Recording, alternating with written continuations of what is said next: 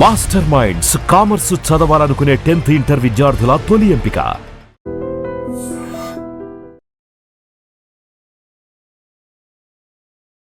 నమస్కారం, welcome to I dream. ధర్మ మార్గం విత్ విజిత కార్యక్రమానికి స్వాగతం.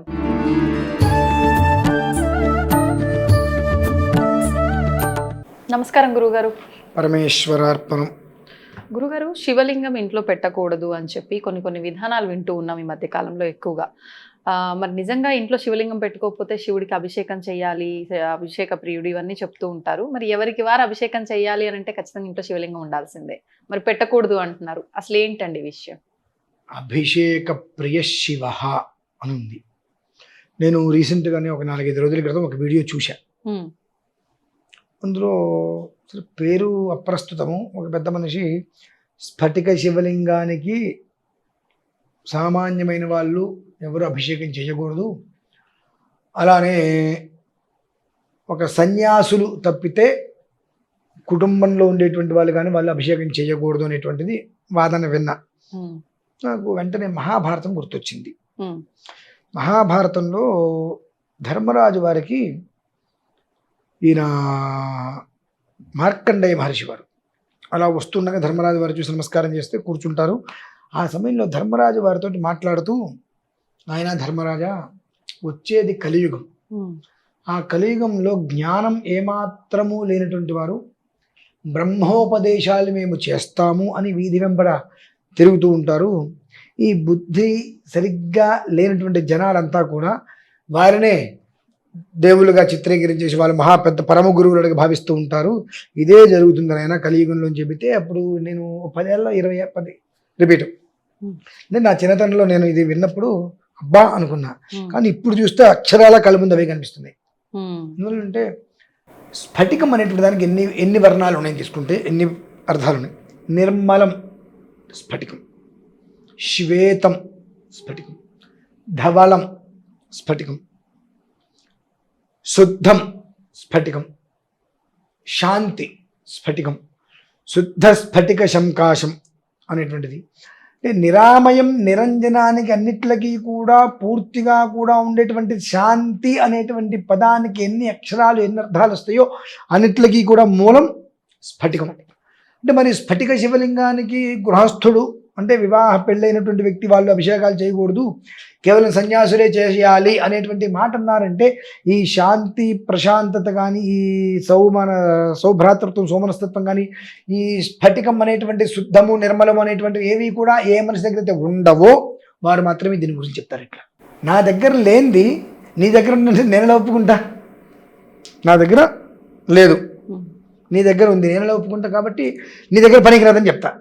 కాబట్టి ఆ తత్వాలు ఏవి కూడా నా దగ్గర లేవు, కాబట్టి ఇంకొకరు చేస్తే ఆ తత్వాలు వచ్చి బాగుపడతారు, కాబట్టి ఎవ్వరూ చేయకూడదని చెప్తా. కానీ అమ్మా, ప్రతి ఒక్క మనిషి ప్రతిరోజు శివుడికి ఎందుకు అభిషేకం చేయాలి తెలుసా? అసలు ప్రతి ఇంట్లోనూ కూడా ఉండాలి. అందుకే నేను కొన్ని వేల మందికి శివలింగాలు ఇచ్చానమ్మా. కొన్ని వేల మందికి ఇంతే ఉంటాయి. అంటే ఈ బటన్ వేలు చూస్తే ఈ గీత కన్నా చిన్నవి. కొన్ని వేల మందికి అందించాయి. ఎందుకు అందించాను? ప్రతి ఒక్క మనిషి తన ఇంట్లో ఏదో ఒక రకంగా ఈశ్వరుడు నెత్తి మీద ఒక చెంబు నీళ్ళు పోయాలి, లేదా కనీసం నీళ్ళలో అయినా పెట్టేసట్టి పెట్టాలి అని ఎందుకు ఇచ్చాను అంటే, ఈశ్వరుడు సర్వకాల సర్వావస్థలు యందు కూడా వెండి కొండ మంచు పర్వతమైనటువంటి కైలాసాన్ని వదిలి భక్తుల కోసం శ్మశానంలో ఉండి చితిమంటల మధ్యన ఈ ఉగ్రభూతాలు ఇవన్నీ కూడా అక్కడ ఉండగా, ఆ ఉగ్రభూతాలు ప్రమదగణాలు ఇవన్నీ కూడా వచ్చి ఊరి మీద పడి ఊరిని మొత్తం నాశనం చేసి వల్లకాడు చేసి అనేక రకాలైన వ్యాధుల్ని ఇవన్నీ తీసుకొచ్చి పెట్టి ప్రజల్ని ఇబ్బంది పెట్టకుండా ఆ భూతగణాలకి ఉగ్రభూతాలకి కూడా ఆశ్వాసన కల్పించే రీతిలో ఆ శ్మశానం మధ్యలో ఆయన నాట్యమాడుతూ ఉంటాడమ్మా. ఎంత తాపం అది! తాపం అంటే వేడి. ఎంత వేడి ఉంటుంది! ఆ వేడి ఈశ్వరుడి దగ్గర నుంచి మనం ఎంత తగ్గిస్తూ ఉంటే అంతగా ఆయన నాట్యమాడుతుంటాడు అలసిపోకుండా. కాబట్టి 24 గంటలు ఆయన నెత్తి మీద నీళ్ళు పోస్తూనే ఎక్కడొక్కడ ఎవరో ఒకరు నీళ్ళు పోస్తూనే ఎందుకు ఉంటారు అంటే దీనికోసమే. ఆయన ఒక్క క్షణకాలం పాటు కనుక నాట్యం ఆపాడా, ఆ క్షణకాలంలో యావత్ భూమండలాన్ని కంపించి వేస్తాయి అవి. ఇవన్నీ కూడా. కాబట్టి ఆ ఇబ్బంది లేకుండా ఆ ఈశ్వరుడు ఆ ప్రమథగణాలందరినీ కూడా సంతోషపడటం కోసం అని చెప్పి చితిమంటల మధ్యన నాట్యమాడుతూ ఉంటాడు. ఏ రకంగా అయితే కనుక నేను ఏదైనా ఒక వీడియో ఇక్కడ కూర్చొని చెప్పాల్సి వస్తే కనుక నీకు బుద్ధి లేదు, నీకు సిగ్గు లేదు, నువ్వు అడ్డగారిదని తిరుగుతూ ఉంటే ఎంతమంది నన్ను తిట్టుకుంటూ ఉంటారు, ఈయన ఇట్లా తిరుగుతున్నాడు అని చెప్పి.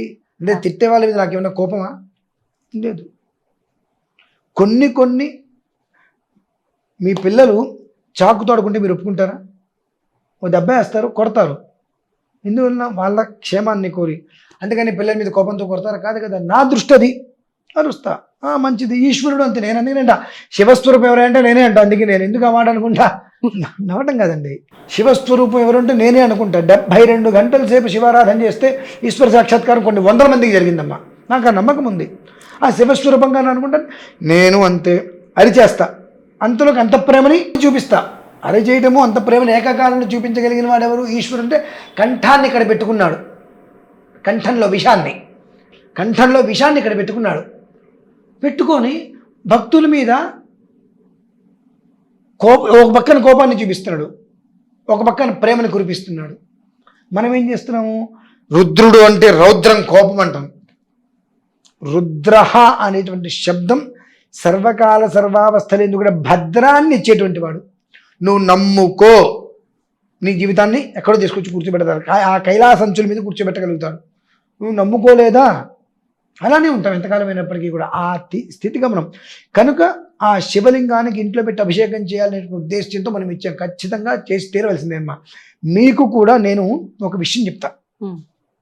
రేపు నేను ఒక 27 రోజుల పాటు ప్రతిరోజు 360 శివలింగాలకు అభిషేకం చేయబోతున్నా మొదలుపెట్టి. అభిషేకం పూర్తయిన తర్వాత 28వ రోజు శివలింగం మీకు ఇస్తా. మీరు టెస్ట్ చేయండి. ఇంత 2 కప్పులు తీసుకోండి. ఒక కప్పులో శివలింగం పెట్టండి, ఇంకో కప్పులో నార్మల్గా. శివలింగం పెట్టిన కప్పు నిండా నిలిపోయింది, నార్మల్గా ఉన్నటువంటి కప్పు నిండా నిలిపోయింది. ఒక వారం రోజుల తర్వాత శివలింగం కప్పులో పెట్టినటువంటి నీరు ఆవిరవుతాయి. ఇందులో ఉన్నటువంటి నీరు ఆవిరి కావు, నార్మల్గానే ఉంటాయి. అంటే ఆ ఈశ్వరుడు అంత తాపంతో ఉంటూ ఎదుటి మనిషి అంటే అందరూ బాగుండాలి అని శ్మశానంలో కూర్చొని, ఆయనకు అవసరం ఏంటమ్మా? భార్య, పిల్లలు, వెండి కొండ, సుందరమైనటువంటి ప్రాకారాలు, ప్రదేశాలు అన్నీ వదిలేసేసి నా అనుకోని ఒక్కడే వచ్చి నా చేపట్టుకోకపోతాడా? వాడిని ధరించకపోదామా? ఇంతమందిని కాపాడుకుంటూ వస్తే ఎవడో ఒకటి నా చేపట్టుకుంటాడని చెప్పి ఈ భూతగణాలందరూ కూడా, పిశాచాలు, ఇవన్నిటిని కూడా సంతోషపరచాలి. సంతోషపరిస్తే ఊరి మీద పడకుండా ఉంటాయి. కాబట్టి ఊరి మీద పడకుండా ఊరు శాంతంగా క్షేమంగా ఉంటే ఆ శివుడు మన కోసమే కదా చేస్తున్నాడని చెప్పి ఎవడో ఒకడు వచ్చి నా చేపట్టుకోకపోతాడా?